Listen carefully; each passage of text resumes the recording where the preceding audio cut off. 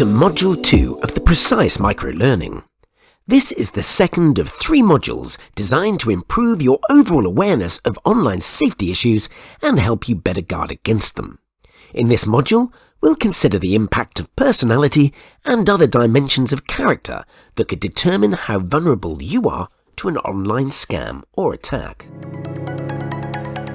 We've already learned that most attacks are aimed at people. In many ways, this places us humans at the centre of cybersecurity.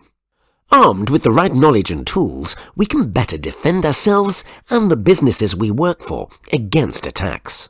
But it's fair to say we're all different, which begs the question, does personality and other dimensions of character influence our susceptibility to cyber attacks? It appears so. Various studies have shown that there are links between personality and security behaviours. Academic and scientific studies have used a popular personality model known as the Big Five or Ocean. Although studies do vary, the model has demonstrated that the character traits can increase or reduce user susceptibility to social engineering. Some suggest that 3 personality traits, including extroversion, conscientiousness, and openness, are big influences. In addition, agreeableness increases the effect, and neuroticism decreases it. At PRECySE, we've taken this further to analyse susceptibility to social engineering across multiple personal characteristics. We collect and analyse data to produce reports that detail your potential susceptibility to social engineering and see how you compare against others. Our survey collects data across multiple dimensions, including personality, appetite for risk, susceptibility to persuasion, knowledge and experience.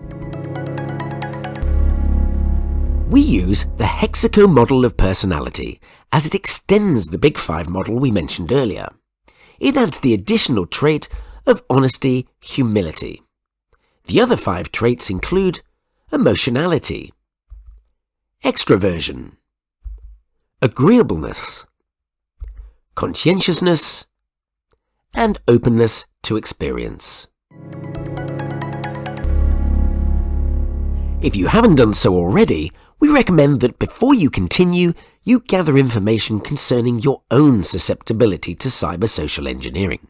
It's easy to do so using our free services at PRECySE.info, and you'll get access to the dashboard with your results and a guide to help you understand what those results mean. Simply visit PRECySE.info, take our survey, access the dashboard to view your results and download the guide to understand those results, and optionally take our phishing simulations to see if you can spot the difference between a genuine email and a phishing attack. Once you've done so, come back to this module to learn more about those results. When you access your dashboard, you'll see various dials, scales, and values all linked to your personality and other dimensions of your character. Let's start with personality. We'll briefly consider the personality scores and what they mean. Honesty, humility. Those lower in honesty, humility may be more susceptible to scams as they are less inclined to negatively appraise unfair situations and possibly view them as an opportunity to get ahead financially. Emotionality. A weak sense of self and high emotionality has been identified as an important personality facet correlating to an increased likelihood of falling for a scam. High emotionality, e.g. anxiety, filthiness, emotional reactivity, has proved as a significant predictor of gullibility. Those in high emotionality also tend to be more persuadable. Extroversion and agreeableness. Many reports agree that those users with high scores in agreeableness and extroversion are likely to be more susceptible to social engineering than others. Extroverts tend to have a high motivation to engage in social networks, and some believe extroversion is the personality trait that has the strongest significant effect on user susceptibility to cyber attacks, as the high level of extroversion increases people's tendency to obey and respond. Openness. People who scored high on openness to experience were more susceptible to phishing attacks. Openness is also positively related to the use of social network, which could increase the chance of being victimized online. It should be recognized that the findings from various reports sometimes conflict. However, most agree that the likelihood of a successful social engineering attack is not only dependent on personality, but also on the user's circumstances and the attack technique of the attacker. The PRECySE persuasion scales measure your susceptibility to persuasion. The higher the overall score, the more susceptible you may be to online persuasion tactics. The persuasion scales are aligned to 6 social influence strategies, which remain widely accepted and used for their persuasive power. The table here suggests how the scores for each persuasive power may affect online behaviour. Reciprocity. A high score suggests a victim is more inclined to respond to spear phishing attacks if they believe the sender has performed some kind of favour. A free download in exchange for registration could be an area of weakness here. Scarcity. Victims may respond to scams that suggest a product, item or service is in high demand and is about to run out or expire. Authority. Victims are more likely to respond to official-looking emails from authority figures, banks, governments, etc. that demand action. Commitment. A common persuasive strategy is to gain commitment for something.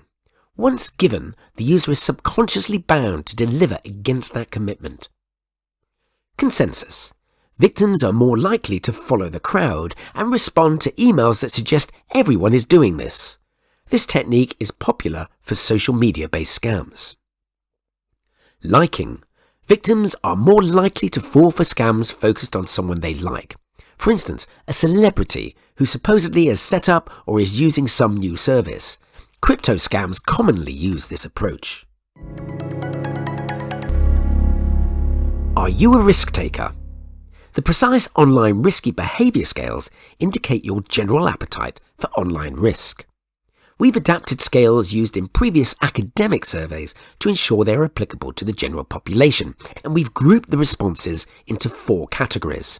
Self-guarding, competence, and trust are marked in reverse, where a low score suggests you're a higher risk taker. This actually makes sense when you think about it, as those that are not guarded, have low competence, are far too trusting, and take risks for rewards will have a high risk rating. Let's have a look at each. Self-guarding. A high score for self-guarding suggests the individual is unlikely to maintain self-protecting behaviours online. For instance, they may post holiday locations and pictures or talk about friends on social media. Competence. A high score for competence indicates a low ability to detect potentially harmful content or actions that could lead to a successful attack. Trust. A high score for trust indicates the individual is likely to be more trusting than perhaps they should be, and therefore could be more susceptible to scams and phishing attacks. Risk for reward. A high score in risk for reward indicates the individual is more likely to take a risk if there is potentially something of value in it for them. Lastly, we measure cyber competence. That is, how competent an individual is within the online world. Competence comes from familiarity, experience, and knowledge. The higher the score, the higher the competence, and the lower the chances are of succumbing to a scam or cyber attack. In this case, familiarity and awareness is determined by a general understanding of cybersecurity risks and the need for online privacy. Your online cyber experience is linked to how often we as individuals use online websites to conduct transactions like banking, shopping, social communications, etc. And knowledge is linked to formal training and scored according to the individual's own perception of their knowledge. It should be mentioned there are additional factors beyond those ones reported by PRECySE.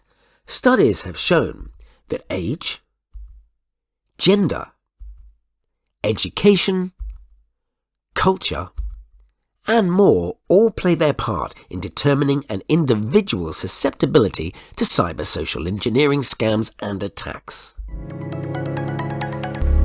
So in summary, you've learned that personal characteristics can influence an individual's susceptibility to a cyber attack.